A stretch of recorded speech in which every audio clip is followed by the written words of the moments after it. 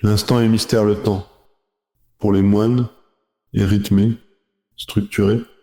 Un médecin a pu constater que cette cadence s'accordait au biorhythme. L'historien des religions, Ernst Benz, pense même que le rythme du temps monastique est à l'origine de la conception moderne du temps qui insiste sur la ponctualité et la rationalité. Les moines ont suivi l'injonction de saint Paul, sachez tirer parti du temps.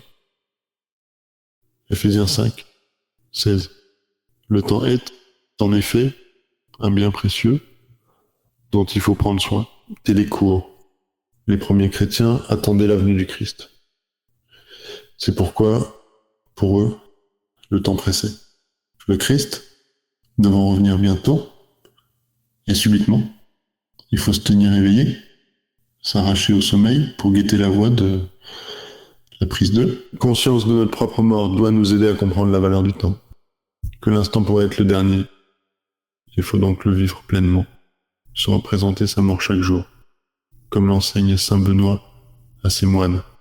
Conduit à faire entrer l'éternité dans le temps fini et à laisser dans ce monde, à chaque instant, une trace de l'amour divin pour arriver à l'ancrer dans la parole, jusque dans sa part d'inaudible.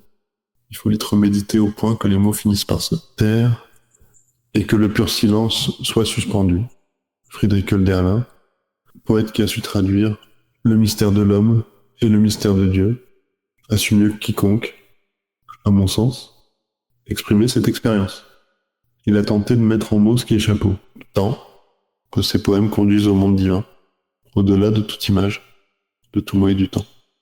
Dans Menemosin, le poète se fait le héros du divin en œuvrant pour unir le monde et l'éternel au cœur du temps.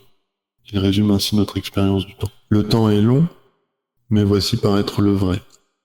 Hölderlin pose un paradoxe. Le temps dure longtemps, et il est aussi aussi longtemps qui conduit à l'ennui. Un instant suit l'autre, mais au cœur du temps se produit le vrai, ce qui est, au-delà du temps, ce qu'il transcende. Pour Hölderlin, ancré dans la fragilité de ce monde, c'est dans l'ivresse de l'amour que nous pouvons éprouver l'unité primordiale de la vie.